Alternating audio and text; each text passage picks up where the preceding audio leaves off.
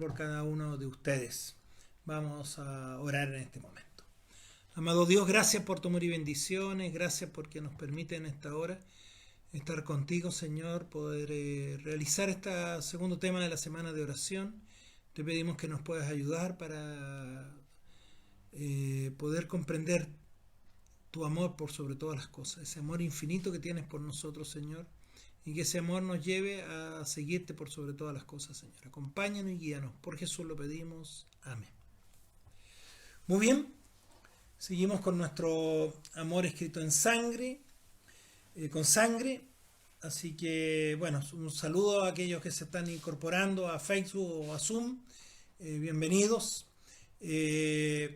Tenemos varias personas siguiéndonos, pero también hay otros medios, hay otras iglesias del distrito de Punta Arenas que están haciendo en grupos más pequeños esta reunión, también a través de Facebook o de Zoom, ¿no es cierto? Así que también nos alegramos que ellos estén en grupos más pequeños, en algunas otras iglesias realizando. Ayer habían varios que estaban transmitiendo y varias iglesias, ¿no es cierto? Más de 80 conectados en total teníamos anoche. Así que hoy día se incorporan otros, así que vamos a, sin lugar a duda, a tener muchas personas que están viniendo a escuchar amor escrito con sangre. No se olvide, invite a sus amigos, invite a sus vecinos. En los WhatsApp de los vecinos, mande la invitación que yo le mandé a usted, que está en el WhatsApp de la iglesia o usted la recibió. Mande otra a sus familiares, a sus amigos. Allí están todas las indicaciones para poderse conectar. Así que no lo olvide. Hagamos masificar esta invitación para que muchos puedan estar reflexionando estos días en la muerte, en la pasión de Jesucristo. Bueno, hoy día vamos a ver a Cristo nuestro rescatador. Ayer vimos un poco de Cristo nuestro sustituto. Jesús, ¿no es cierto?, es designado en el texto como el descendiente de Adán, es quien vendría a ser para herir la cabeza de la serpiente, ¿no es cierto?, la simiente que vendría a herir de muerte finalmente, a vencer finalmente a la serpiente. Y ayer veíamos, ¿no es cierto?, este conflicto entre el bien y el mal en general, y haciendo un resumen podríamos decir, tenemos, ¿no es cierto?, que el gran conflicto entre Cristo y Satanás fue una guerra que comenzó en el cielo, según Apocalipsis 12, 7 al 9, continúa en la tierra, donde Cristo nuevamente lo derrotó, según Hebreos 2, 14, y terminará finalmente con la destrucción definitiva de Satanás al final del milenio, según Apocalipsis 20, 10. Así que es el resumen de este gran conflicto. Ayer decíamos que este era un conflicto cósmico, un conflicto que está detrás de todas estas cosas que están pasando, y muchas veces vemos todas estas tragedias y problemas como algo natural, lógico del mundo en que vivimos, pero la verdad que detrás de todo esto hay un conflicto espiritual, un conflicto entre el bien y el mal, y eso no lo podemos soslayar, no podemos olvidarlo. Y tú estás en el centro de ese conflicto, no lo olvides, tú estás en el centro del conflicto. Tú eres el trofeo final, podríamos decir, en el buen sentido de la palabra, no en el sentido mal usado, sino en el buen sentido. Dios está haciendo todo lo posible para que tú te salves. Y Satanás también hará todo lo posible para que tú no te salves. Y él intentará. Vimos ayer que en la cruz Cristo, y estos días lo vamos a ratificar, Cristo en la cruz derrotó a Satanás. Entonces sabe Satanás que a Dios no le puede ganar. Pero ¿en qué consiste la victoria del diablo entonces? Porque sigue luchando todavía el diablo. Porque su victoria consiste en que lo menos posible entren al reino de los cielos. Entonces aquí hay una lucha por las personas, y esa es la lucha que nos transmitió Jesús a nosotros. Dice, id y predicar el evangelio a toda tribu, nación y lengua, hasta el fin de la tierra, dice. Y yo me siento muy contento de estar aquí, porque aquí en Magallanes es el fin de la tierra, y estoy cumpliendo esa profecía de Jesucristo. Y esa es la misión de los hijos de Dios, de predicar. Así que si a usted le llegan muchos WhatsApp invitándolo, si a usted le han llegado o tiene un amigo que le habla mucho del Señor, es porque él está interesado en su salvación, porque esa es la misión que Dios nos ha dejado. Y todos estos programas que la Iglesia Adventista hace, y Semana Santa y otros, es con la intención de que usted pueda saber de Jesús y que pueda estar preparado y poder, ¿no es cierto?, tomar las decisiones correctas en esta lucha que tenemos. Bueno, Adán y Eva sacrificaban, después de la caída, ¿no es cierto?, a la puerta del jardín, sacrificaban animales, ¿no es cierto?, simbolizando que un ser inocente moría por los pecados de él. Estaba anunciando la promesa del libertador. Eso simboliza. Y hoy día vamos a ver especialmente qué simbolizaba ese cordero. Y en 1 Corintios 5:7, la palabra de Dios dice: limpiaos pues de la vieja levadura, para que seáis nueva masa, como sois sin levadura, porque nuestra Pascua, que es Cristo, ya fue sacrificada por nosotros. Bueno, la levadura en el sentido simbólico, espiritual, igual que el fermento del alcohol, tiene que ver con el pecado. Y aquí nos habla una nueva masa sin levadura, porque en el tiempo que vamos a ver ahora de la Pascua no había nada que fuera leudado, y lo vamos a ir explicando. Muy bien, el pueblo de Israel celebraba 7 fiestas a lo largo del año, 7 fiestas. Habían fiestas que se celebraban en Israel, ¿no es cierto?, en 2 estaciones del año, una en primavera y otras en otoño. La fiesta en primavera era la Pascua, los panes ácimos, las primicias y Pentecostés, que señalaban los acontecimientos relativos al primer advenimiento de Jesús. Y luego, en el otoño, se celebraban las trompetas, la expiación y los tabernáculos, y señalaban los acontecimientos relativos a la segunda venida de Jesús. Entonces estas fiestas estaban siempre en relación a Jesús. Por eso a uno le cuesta entender que el pueblo judío no conociera o no aceptara a Cristo como el Mesías, cuando todas estas fiestas estaban de una u otra forma reflejando o refiriéndose a Cristo, al Mesías, al sacrificio que él haría en la cruz del Calvario, desde siempre.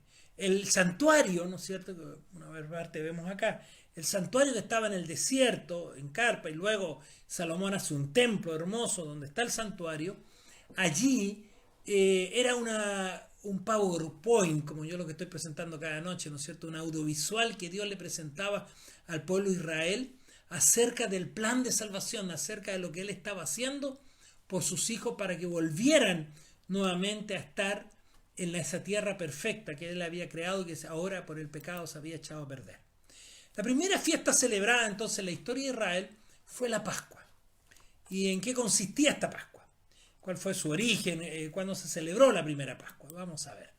La fiesta de la Pascua era la más importante para el pueblo de Israel y fue instituida en ocasión de la liberación, ¿no es cierto?, de la esclavitud en Egipto. Antes que cayera la última plaga, la 10ª plaga, Moisés recibió de Dios que todas las familias de Israel debían reunirse en una noche, matar un corderito y comerse ese cordero con especies un poco ácidas, con pan sin levadura, jugo de la vid sin levadura, ¿no es cierto? Y ahí reunirse en familia. Si la familia era muy pequeña, 2 familias harían un cordero. Y también quien quisiera participar de eso, que iba a salir con ellos después de la liberación. No olvidemos que durante que llegó Moisés a Egipto, Faraón una y otra vez le negó la salida. Primero decía sí, después decía que no. Y ahora ya enviaba a Dios esas plagas, enviaba eso para que Faraón entendiera, pero no quería entender. Finalmente no quería entender. Y entonces la última plaga, Dios a través de Moisés le dice al pueblo entonces que tenían que matar a este cordero. Y este corderito, ¿no es cierto?, que tenía que ser sin mancha, perfecto.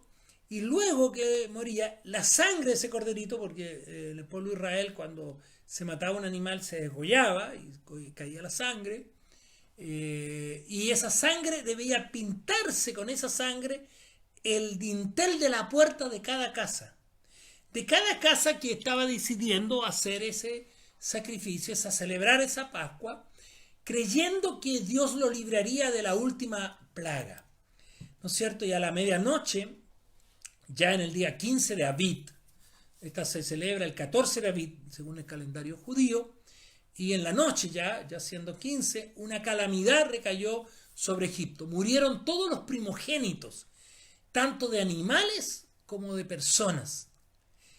Pero en las casas que habían pintado el dintel con rojo, allí no hubo muerte. El ángel pasó de largo. Y era un acto de fe creer que al matar un corderito, con su sangre pintar el dintel, serían librados de esa plaga. Todo acto de obediencia a Dios tiene como base la fe. Sin fe es imposible agradar a Dios, dice Hebreos. Por lo tanto, cada cosa que tú hagas obedeciendo a Dios tiene que nacer de tu fe, de tu confianza en Dios. No puedes hacer nada pensando en que es mérito tuyo y lo que tú hagas va a ablandar, digamos así, a Dios para que Dios te acepte. Eso es mentira. Nada de lo que tú hagas va a hacer un cambio en Dios, porque Dios ya lo hizo todo por ti, como vamos a ver estas noches.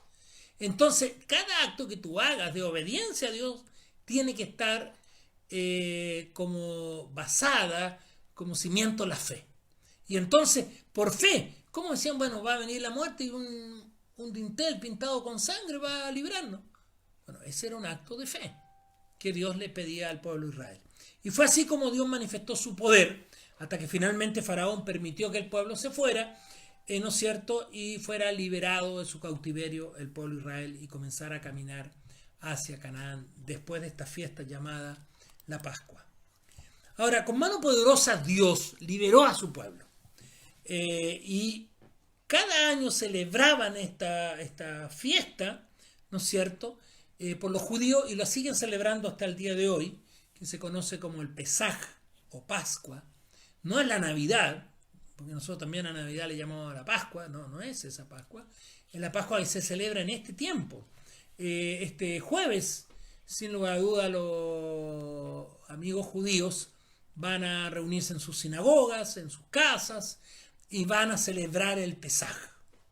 Una fiesta muy bonita de familia, donde se hace un cordero y entonces se come y se recuerda todo lo que Dios hizo para sacar a Israel de Egipto. Bueno, Jesús también con sus discípulos celebró esa Pascua.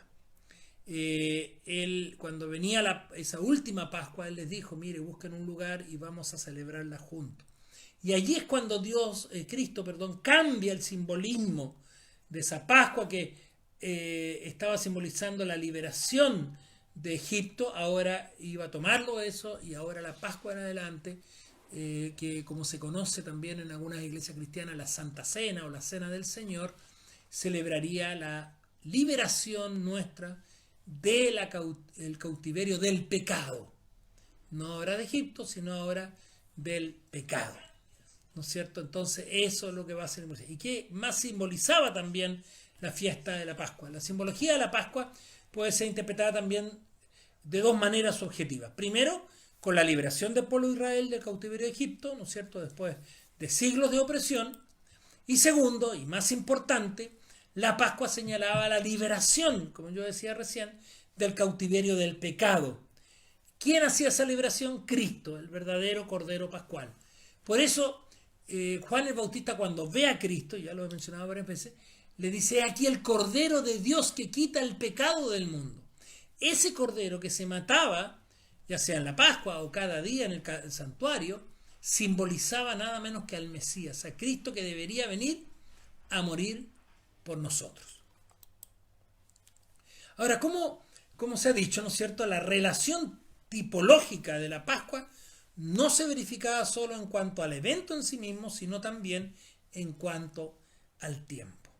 Entonces, cuando ahora viene el tiempo cumplido con Jesús, que tiene que ir al Calvario, entonces está cumpliendo esta Pascua, este simbolismo de la Pascua ahora que nos libera del pecado. El jueves 14 de Aviv, víspera de su muerte, Jesús pidió, ¿no es cierto?, a sus discípulos que prepararan la Pascua.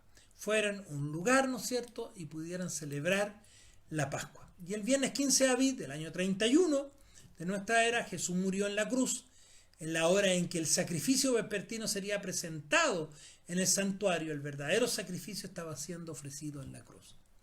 Ahora ya no era necesario sacrificar más corderos, porque no lo sacrificamos ahora, porque Cristo, el símbolo real, la realidad de la simbología se estaba cumpliendo en la cruz. Y ese día, entonces, cuando se muere Cristo, dice la misma Biblia en Mateo capítulo 27, 50 y 51, dice que el velo del templo que separaba el lugar santo del Santísimo se rasgó de arriba a abajo, queriendo decir que ya ahora Cristo en la cruz cumple todo. Otra autora cristiana dice que el corderito que estaba haciendo ir a ser sacrificado se soltó y arrancó, porque el verdadero cordero estaba siendo sacrificado en la cruz. Entonces, fijan ustedes cómo Dios va mostrando su amor a través de las edades para mostrarnos cómo tendría que hacer para que nosotros solucionar Él el problema del pecado. Este conflicto del cual estudiamos ayer entre el bien y el mal, y cuando el hombre decide ser como Dios, decide hacer vivir por su propia cuenta sin hacerle caso a Dios, entonces echa a perder el plan de Dios. Y todo esto que estamos viendo y otras cosas que veremos durante esta semana tienen que ver con eso, tienen que ver cómo Dios ha hecho para que tú y yo podamos volver al origen, se pueda volver a tener la posibilidad de la tierra nueva. Ahora, Cristo murió como un criminal. ¿Cuál es la relación entre los sacrificios de cordero y la condenación de los criminales? ¿Por qué Cristo muere en la cruz condenado como un criminal? Incluso a su diestra y a su izquierda estaban dos malhechores, dos ladrones, dice la Biblia. Era una muerte que usaba Roma para castigar a los asaltantes, asesinos, traidores a la nación de Roma, etc. Pero la Biblia también va a hablar de qué significa esto. En Israel los peores criminales eran condenados a morir y colgados en un madero, ¿no es cierto?, como advertencia a la sociedad, y era una costumbre que también tenía Roma. El propio Dios había instruido a Moisés, porque maldito por Dios es el colgado, ¿cierto? Tenía una connotación muy negativa la muerte en la cruz. Era lo peor que le podía pasar a alguien. Y Cristo, dice Gálatas 3, versículo 13, Cristo nos redimió de la maldición de la ley, haciéndose maldición por nosotros. Maldito era el que era colgado en un madero, dice el Antiguo Testamento. Y Cristo entonces ahora es maldición porque es colgado en un madero, pero se hace maldición por nosotros. Jesús no fue el precio para pagar la maldición, sino que fue la maldición misma. Él encarna la maldición para que esa maldición no llegue a ti y no traiga consecuencias sobre ti. Nos cuesta entender un poco esto.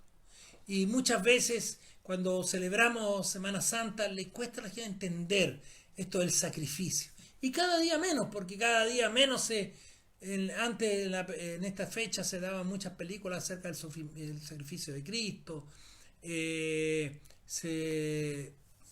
Era un momento de reflexión, etc. Pero hoy día ya se ha vuelto prácticamente una fiesta que aprovechan el feriado para salir fuera de sus ciudades, veranear, etc. y olvidarse un poco de Dios. Bueno, en esta ocasión especial vamos a vivir una Semana Santa distinta, en casa, como dice nuestra invitación. Así que yo quiero invitarte a aprovechar estas horas que estarás con tu familia, a meditar un poquito más en esto, en el sacrificio de Cristo que te permite a ti la salvación. Tal vez pueden buscar una buena película de Cristo allí en internet, ver con la familia, pensar un poco en lo que significa el ministerio de Jesús y lo que vino Jesús a hacer a la tierra por cada uno de nosotros.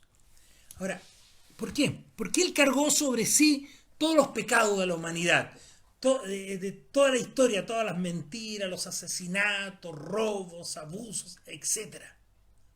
Fueron transferidos, ¿no es cierto?, a Cristo, que los asumió en la cruz como si Él los hubiera cometido. Él toma el peso de tus malas acciones. Él recibe la condenación que tú y yo deberíamos haber recibido. Entonces, ahora, Cristo es quien recibe esa condenación de todos estos pecados. Por eso hablamos de salvación por fe, porque Él lleva la condenación por ti. Tú no tienes nada que hacer para ser salvo.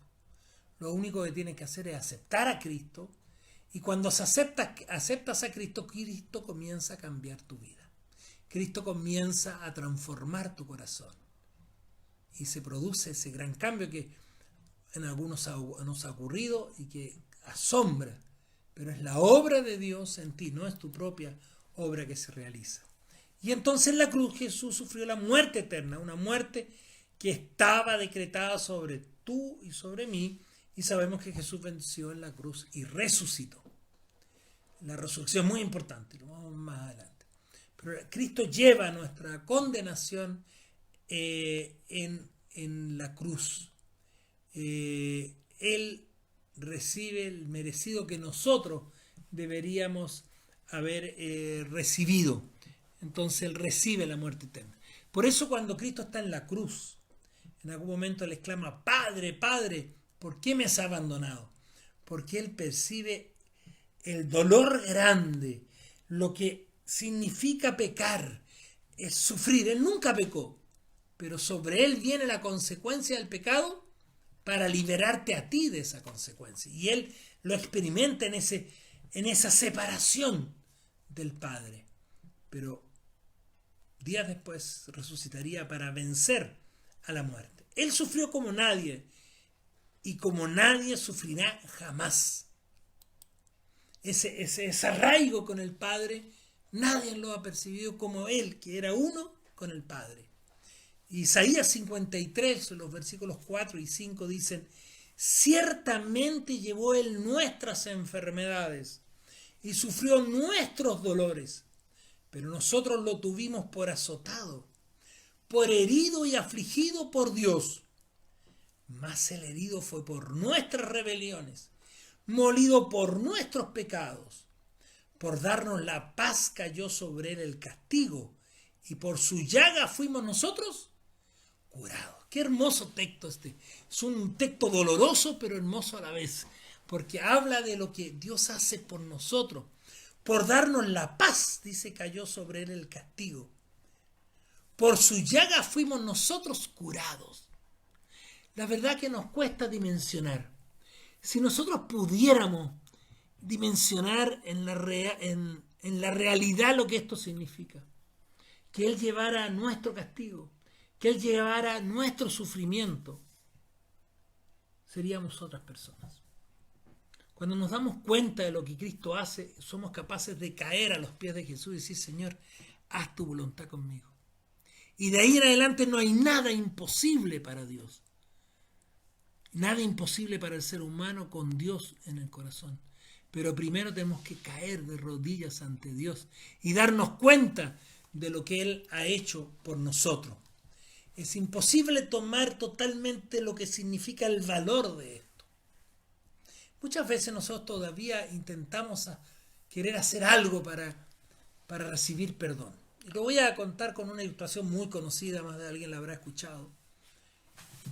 Había un hombre que vivía en la India, y allí hay algunas religiones que los hombres tienen que en algún momento de la vida hacer un recorrido hasta una ciudad sagrada, y ahí generalmente ese recorrido es tan penoso que llegan a morir a esa ciudad, pero es el sacrificio que ellos hacen.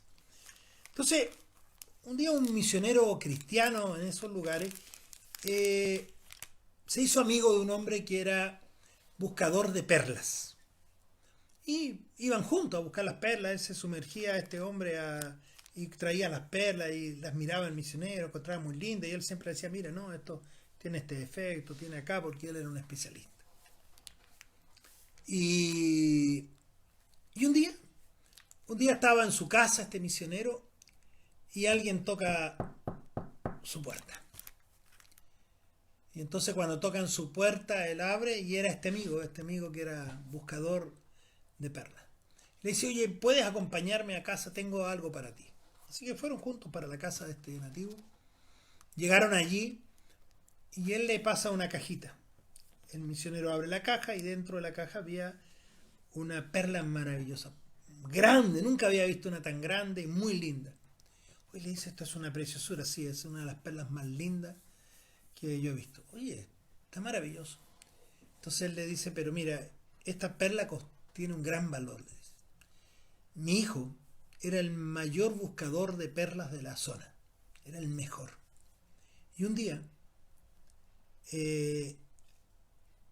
buceó hasta abajo para buscar una perla y encontró esta perla. Y cuando él la traía de vuelta o la traía hacia la superficie, dice, quedó enredado entre los arrecifes. Y allí murió ahogado con esta perla en la mano. Así que al rescatarlo me pasaron la perla y yo la guardo. Y como tú eres un buen amigo mío, le dice este hombre, quiero regalarte para que tú guardes esta perla y no te olvides de mí. Yo lo más probable es que en mi caminar hacia esta peregrinación que yo tengo que hacer, entonces muchas veces habían conversado y el misionero le había dicho, oye, no necesitas hacer ese sacrificio. Cristo ya hizo el sacrificio por ti. Pero él decía, no, yo tengo que hacer algo para que Dios me acepte. Yo tengo que sacrificarme para que Él me acepte. Yo tengo que hacer algo. No puede ser que yo no haga nada. Así que cuando vio la perla y la tomó, este hombre le dice, te agradezco el regalo, pero yo no puedo aceptarlo. No, tienes que aceptarlo, sí, pero esto es de gran valor. Déjame darte algún dinero, algo para tu viaje, para que tú tengas. Yo sé que no puedo pagar porque el valor es muy grande, pero por lo menos algo darte.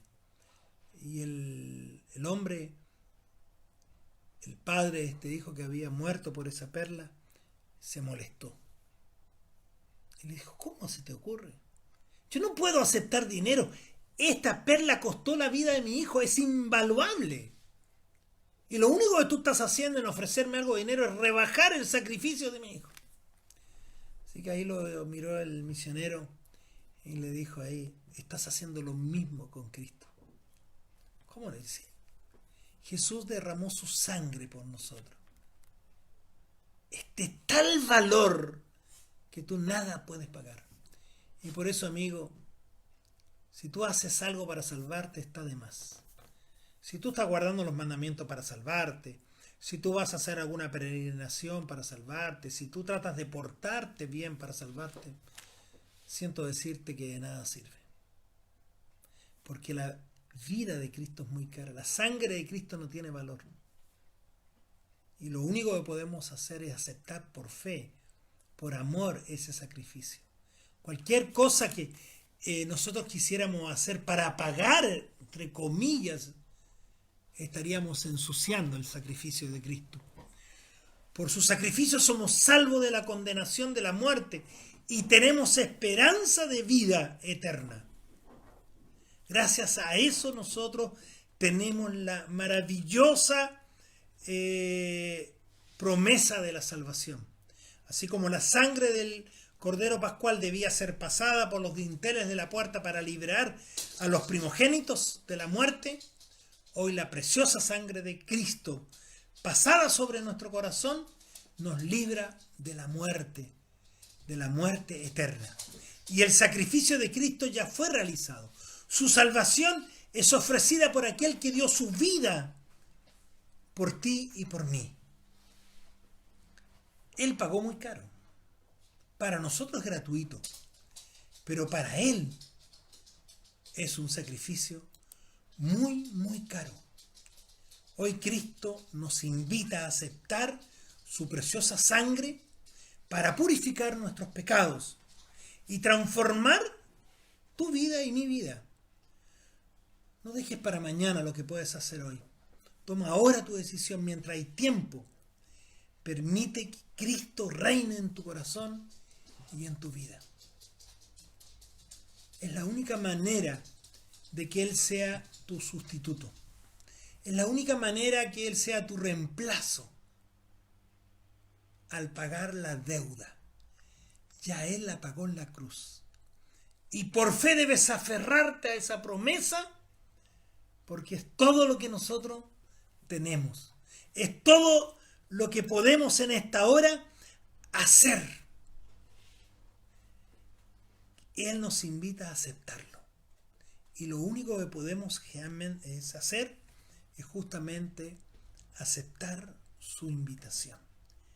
Y mientras volvemos a cantar este canto que cantamos al principio, Amor escrito por sangre, mientras volvemos a cantarlo, medita en esto. Y si tú aún no has aceptado al Señor en tu corazón, el otro día cuando terminé mi seminario de Apocalipsis alguien me escribió muy lindas palabras, y también anoche alguien escribió que desea seguir a Jesús. Si ese es tu deseo, pon en el Facebook o escríbeme allí en el Zoom y con gusto nos acercaremos a ti para ver cómo hacer para que tú puedas ser parte del reino de los cielos. La sangre de Cristo no puede ser en vano para ti o para mí. Amor escrito con sangre. Allí en tu casa donde estabas con tu familia, cantemos juntos este hermoso cántico de Semana Santa.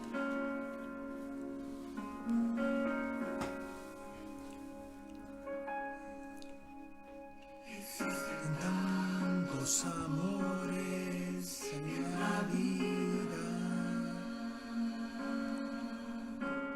amores tan verdaderos,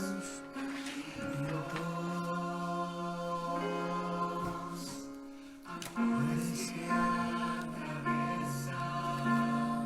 el tiempo, la historia, amores que se revisten de pompa y gloria,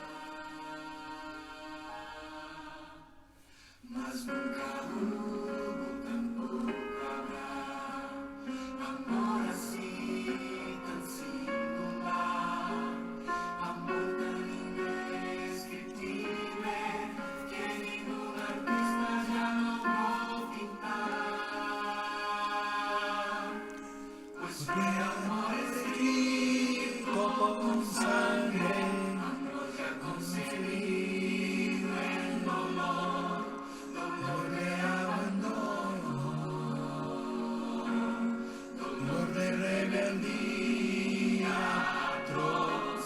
Fue ese amor escrito con sangre que nos libró de muerte eterna y todo fue pagado.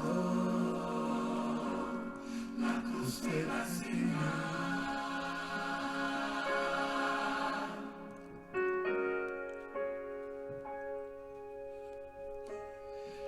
Ese amor que invita a todos, incluso si quienes se encuentran indignos, por tanto fallar en la vida, por tantas heridas, por todo lo que han sufrido, su fe se ha ido. Pero ese amor puede sanar y han caído levantar. Jesús nos promete vida, con su muerte nos puede restaurar.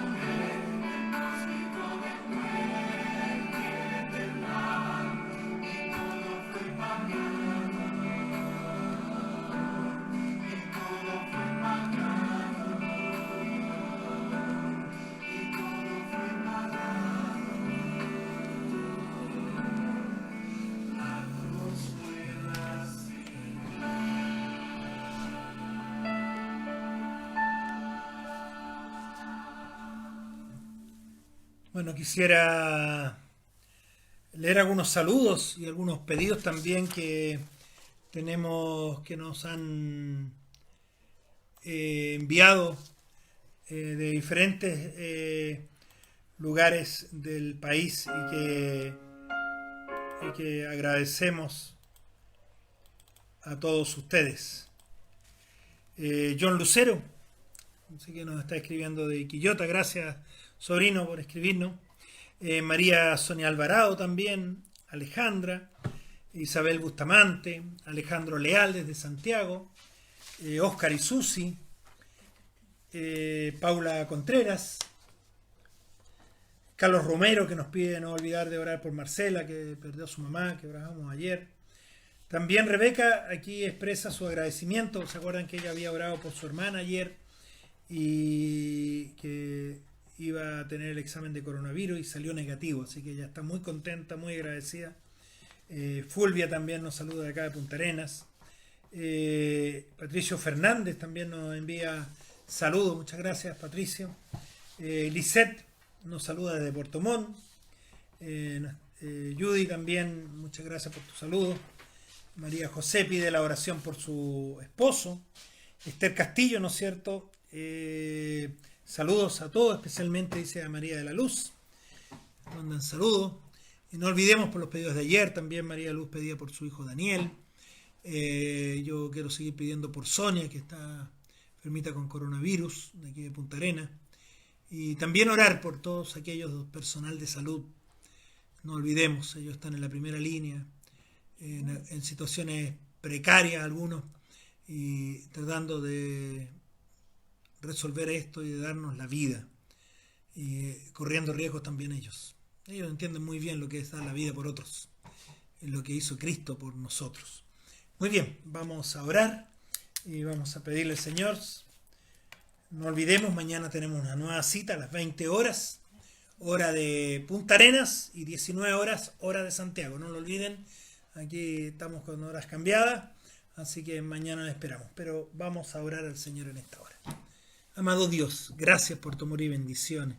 Gracias porque tú has contestado oraciones, contestaste la oración de Rebeca por su hermana, que salió negativo su examen. Gracias, Señor. También te rogamos por los pedidos que se han hecho. María José, que ora por su esposo, por los que están enfermos, Señor, por Daniel, por Sonia, Señor, y por todos los que tú sabes, tus hijos, que tú puedas poner tu mano poderosa sobre ellos y darle la sanidad, Señor. Pero en especial te pedimos por cada uno de nosotros en esta noche, para que no olvidemos nunca el sacrificio de tu Hijo amado por nosotros. Tú creaste ese plan para redimirnos, para darnos la salvación. Que no sea en vano en nosotros, Señor. Y que podamos invitar a muchos otros a conocerte y amarte, para que también puedan tener acceso a la vida eterna. Síguenos bendiciendo, Señor. También te ruego por la vida espiritual de las familias, el pedido de oración de la iglesia y día que ora a esta hora, Señor. Y por cada uno de nosotros, síguenos bendiciendo y acompañando. Lo rogamos por Jesús. Amén. Muchas gracias por estar con nosotros. No olvidar de escribirnos. Muy bien. Sonia Alvarado, que nos también viendo desde Ushuaia, al otro lado del estrecho, ¿no es cierto? Al otro lado, nuestros amigos argentinos. Así que un abrazo, un saludo, Sonia, también para ti. Y nos alegramos de haber estado con ustedes en este momento. Y mañana, no olvidar, 20 horas hora de Magallanes, 19 horas en el resto del país, para mañana volvernos a encontrar para estar con nuestro Dios en esta reflexión. Amor escrito con sangre. Dios te bendiga.